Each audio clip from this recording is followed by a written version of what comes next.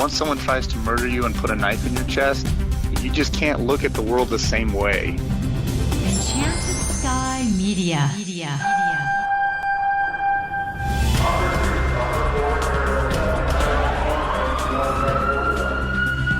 This is Code 3, the Firefighters podcast. Now, here's your host, Scott Orr. That's right, and I will not let Parkinson stop me.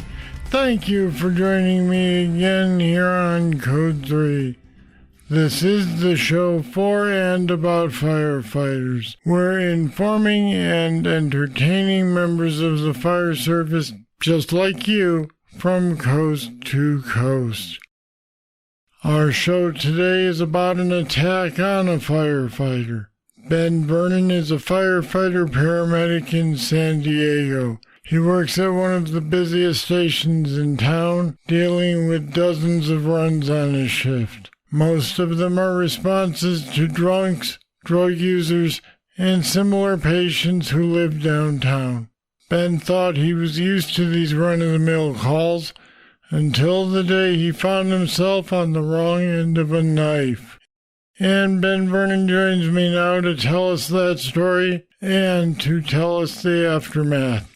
Thanks for being with us on Code 3 today, Ben. Thank you for having me, sir. Before we get into the actual incident, tell me a little bit about what your firehouse is like. My incident happened at Fire Station 4 in downtown San Diego in the Gaslamp District, right across from Petco Park.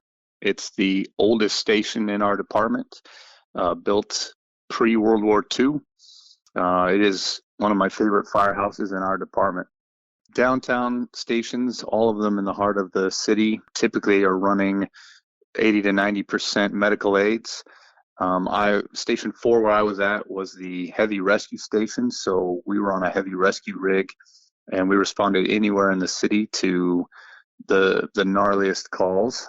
You know, if it was a water rescue or a tunnel collapse or a bridge collapse or someone was stuck on the side of a building, they sent us to go get them. So it was an exciting firehouse to be at, a very senior house. You have to have a lot of time on the job to get there. So I was very happy to be at Station 4, very proud of where I was at in my career. So there was nothing unusual about your run on June 24th, 2015. It was a typical call at 4 p.m. on a Wednesday. It was a medical aid for an intoxicated male downtown at the trolley stop. And Engine 4, the busiest engine company in the city, runs about 7,000 calls a year. We had already run this kind of call 10 times by 4 p.m. on Wednesday, and this was our third time at the trolley stop. So to say that this was the most routine call is an understatement. I could have probably run this call in my sleep. What we didn't know, though, at this call, there was a bystander who kept interfering with the trolley security guards on scene. And when we arrived, trolley security guards and this bystander they had almost come to blows. They had almost started fist fighting. We didn't know that when we showed up.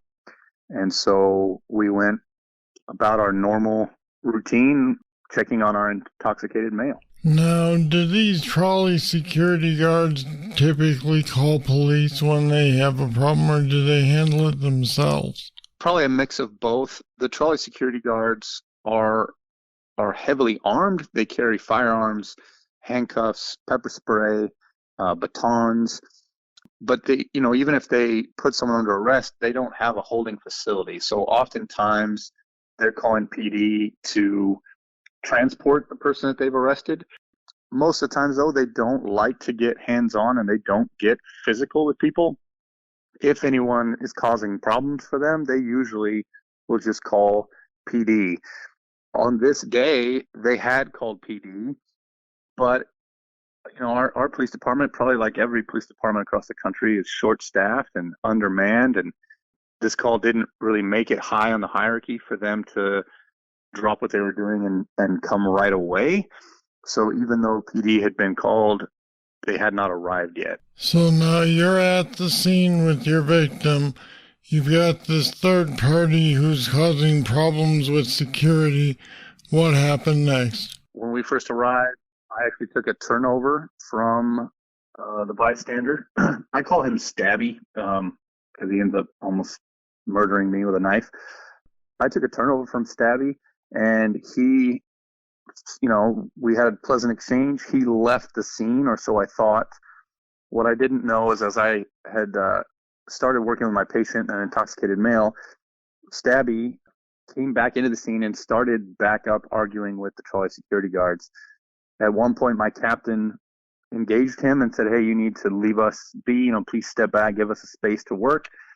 And Stabby got in my captain's face and put his finger in his chest and was yelling at him. And my captain pushed him back to give us space, and he tripped over a park bench, and that's what ignited this fight. And so Stabby gets up after he'd been tripped.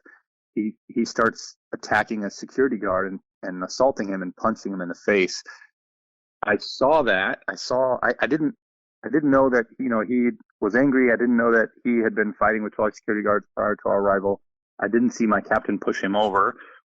All I heard was a fight break out behind me. I turn around and I see Stabby punching a security guard in the face. So I jumped in to protect the security guard. That was my mindset. I was in a rescue mode. I wanted to save the trolley security guard who was being beaten up. And so I broke up the fight. I got in between the two people and I pushed them apart, and I tried to calm the situation and talk everybody down and figure out what was going on. And that's when Stabby pulled a knife and attacked me. He stabbed me multiple times, once in the flank, missing my kidney.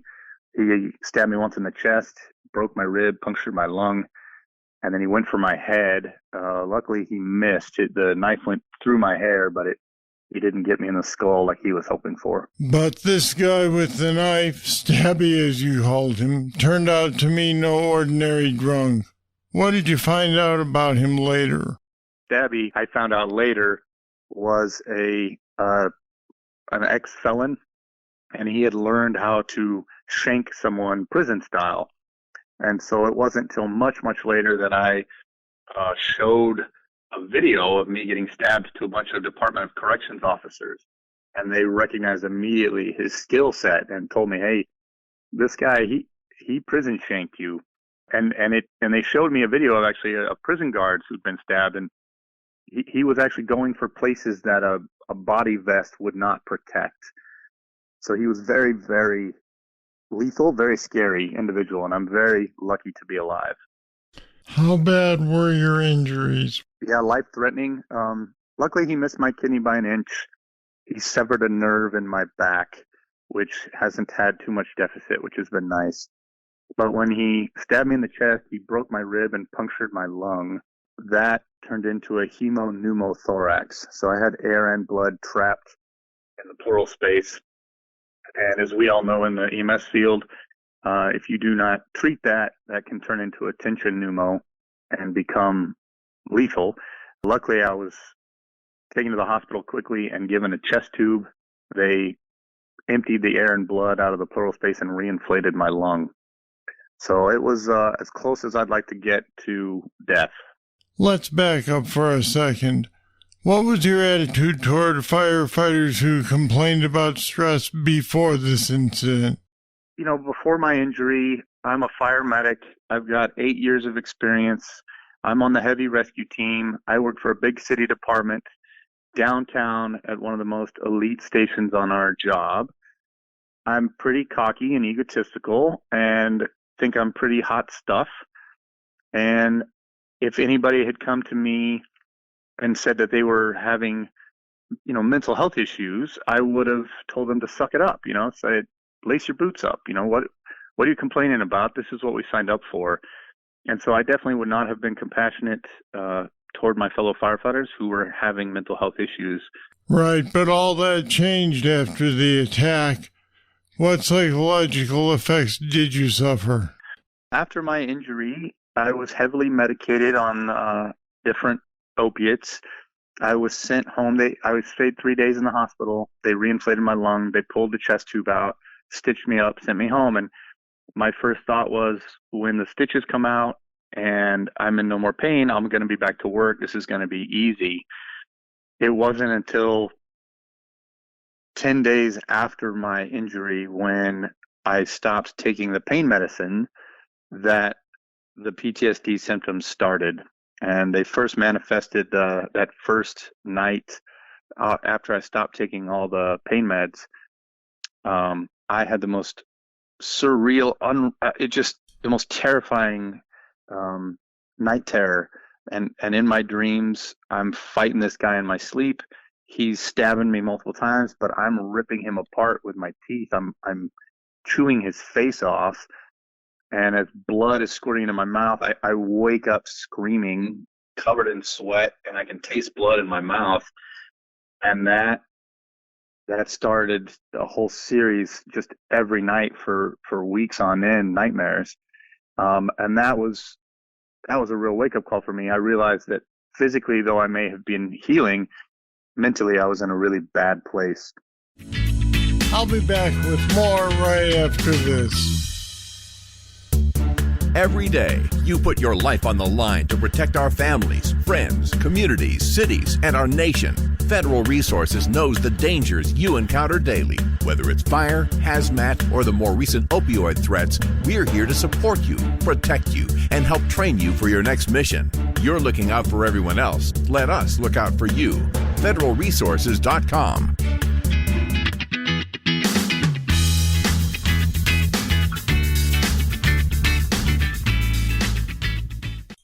This attack obviously had some serious repercussions. How did it affect your marriage, for example? It was not good. First, I had to get a sponge bath while I had stitches. I couldn't get wet, and so my wife had to sponge bathe me. And if you want to just check your ego at the door, the fastest way to do that is to have somebody take care of you to that extent. So for me, that really hurt my ego, that my wife had to take care of me that way. That was the first one. And then the second part is when I'm having nightmares and not able to sleep, and I'm waking up in the middle of the night screaming, I'm scaring the crap out of my wife. And so we really struggled through that. There was nothing she could do for me to help me. And I wanted nothing to do with her because I was in my own world of hurt, and in pain. And I don't want to bring her into that. So we definitely had a huge divide between us for a long time. And it wasn't until somebody brought to my attention, to ask her after I healed, mentally, I got help, ask her how she's doing. And when I asked her how she was doing, she started crying. And she had told me that she thought she had mentally prepared to get the call that I had been injured or killed in the line of duty. And that was on her mind every day when I went to work for almost a decade. But to actually get that call was harder than she expected, and it really affected her physically and mentally. That she got the call from the chief of our department saying, you need to come to the hospital. Ben has been severely injured and he's in the ICU. You need to come down. She thought she was prepared for that, and she was not. Now, in the midst of all this, did your marriage stay solid, or were you at some point worried that was going to be the end of it? There was time when that was a problem, and I thought we might not pull through. So yeah, our relationship definitely struggled more than I realized. I was so self-absorbed for a while that I didn't realize how close we were to not making it. Luckily, I was able to pull through mentally and get back to being as close to my normal self as possible. And it wasn't at that point when I re-engaged with my wife and realized how much she had been affected. And I think we have come a long way since my injury to restoring our relationship to the way it was before.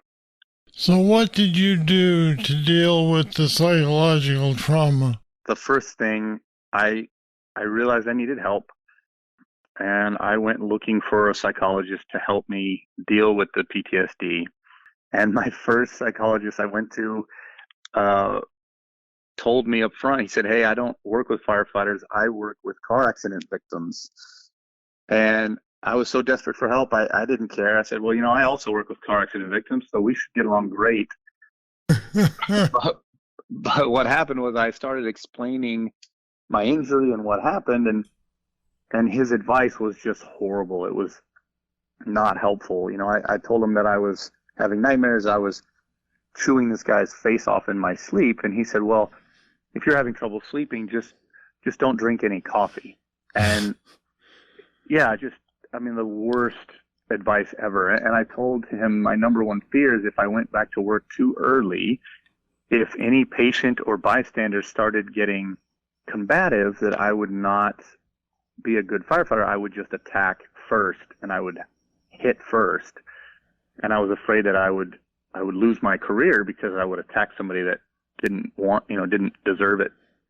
And he said, "Well, if you're feeling stressed, just don't go on any calls." Yeah, that'll do it. Sorry, Cap, I have to stay here today.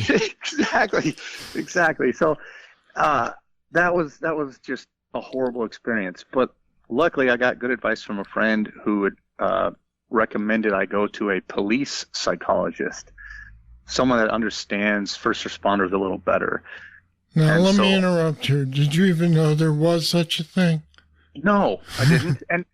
And of course there are different psychologists who specialize in different things, but I never knew that, and it didn't even occur to me that these guys would have different specialties. But of course there are. I mean, if you have a heart problem, you go to a cardiologist, and if you break your leg, you go to an orthopedist.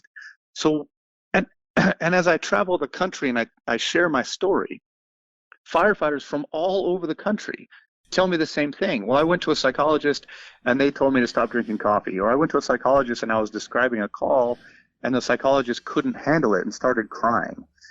And so, of those of us that even attempt to actually see a pro, we have no idea that there are different specialties. And I wish I could share that with everyone and say, hey, if you try psychology and the first person you try doesn't get it, don't give up, right? Don't quit. Find somebody else, and you will eventually find somebody that understands our culture, gets our sense of humor, won't cringe when you describe a horrible call you've been on. So yeah, I had no idea there were different psychologists. So you found one who specializes in first responders, and what did this person tell you? Well, right away when I met him, I knew he was the right guy because we shook hands in the lobby. And he said, "Hey, why are you here? What can I do for you?" And I said, "Well, a guy attacked me in the line of duty and almost murdered me." And his first question was, "Man, that's rough. How are your nightmares?" And so he knew. He knew you had nightmares. Exactly, before I even had to say anything.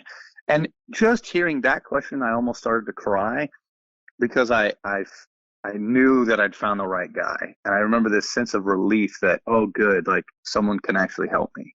And he said immediately, "Look, I can help you. Like, I can fix this. And we're going to do a treatment called EMDR." And I've never heard of EMDR.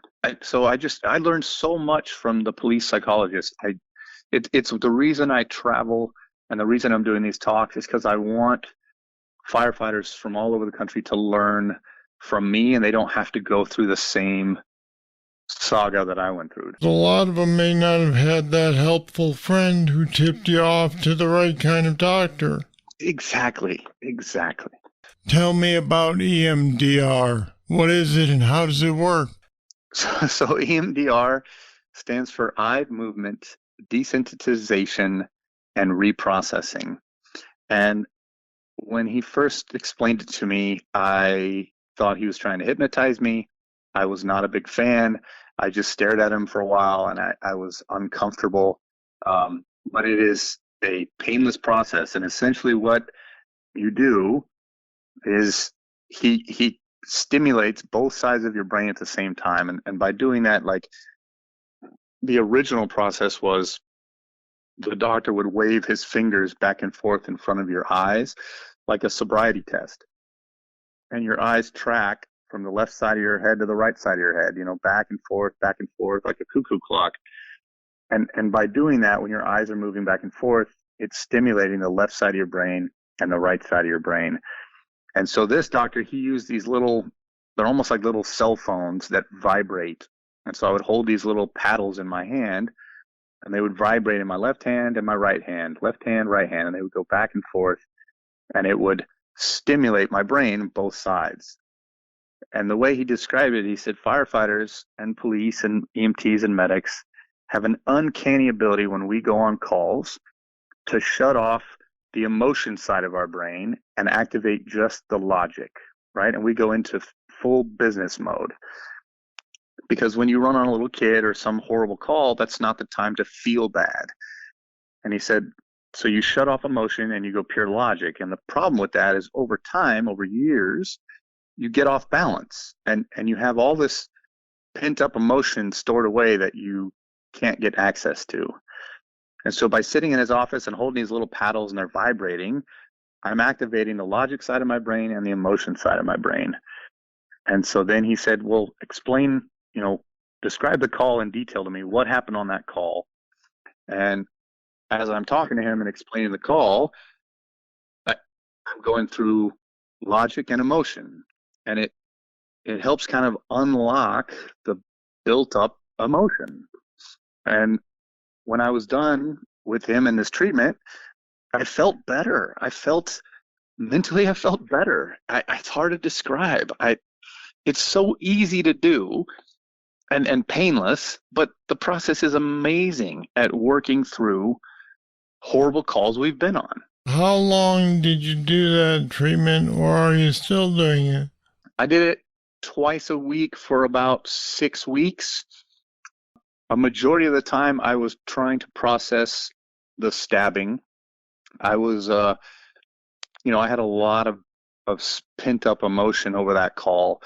I was angry that I didn't see the fight coming. I was angry that I didn't react better. I was angry that my partner got stabbed trying to protect me.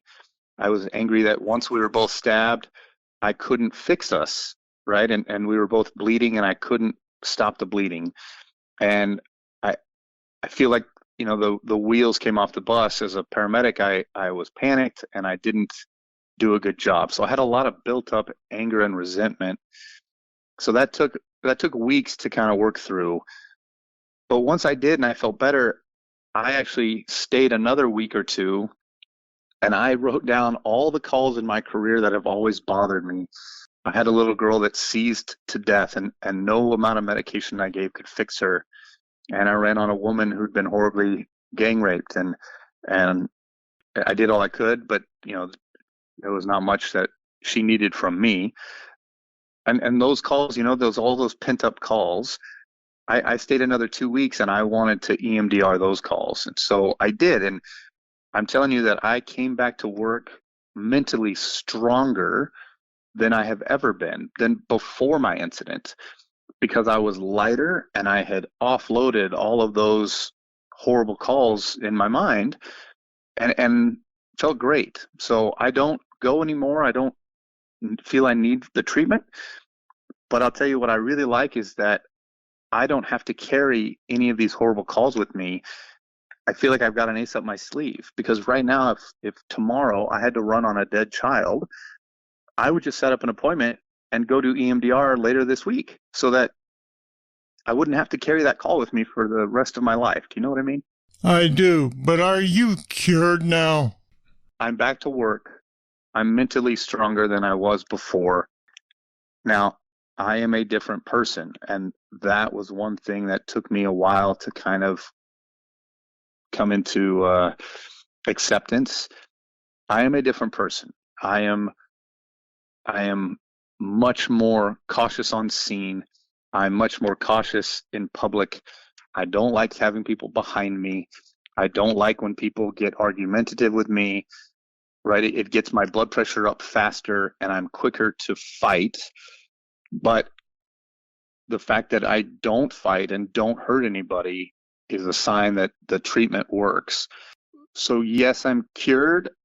But I would say that, once someone tries to murder you and put a knife in your chest, you just can't look at the world the same way. Does that make sense? It does. It's quite a story, and I'm glad you were here to tell it. Ben Vernon, thanks for talking with us today on Code 3. Thank you, sir. Thanks for having me. And we've put some more information on the attack, PTSD, and EMDR on our website at code3podcast.com/attack. Check it out. Now here comes your trivia question. About how many firefighters and officers are on the job at FDNY? I'll have the answer right after this. If you've been thinking about making a monthly pledge to support Code 3, we have an even better reason for you to do it now. We've started a new subscriber-only benefit. It's called the Code 3 Bull Session. It's more material from some of our interviews. Interesting stuff that didn't make it into the regular show, but only patrons get to hear it. So head over to code3podcast.com/support and make a pledge of $10 a month or more, and you'll get immediate access to the Bull Session. Don't miss it. Here's the trivia answer, and if you look this up on Google, you've cheated and shame on you. The FDNY has more than 11,400 firefighters and officers on the books, protecting the city's over 8 million residents. All right, that's it. That's all for this edition of Code 3. Thank you for listening. I'll be back next time with more. I'm Scott Orr, and until then, I'll see you later. Code 3 is a production of Enchanted Sky Media. To get in contact with us, visit code3podcast.com. And if you haven't subscribed yet, you should. Don't miss an episode. Find us at the Apple iTunes Store, Google Play, or wherever you get your podcasts.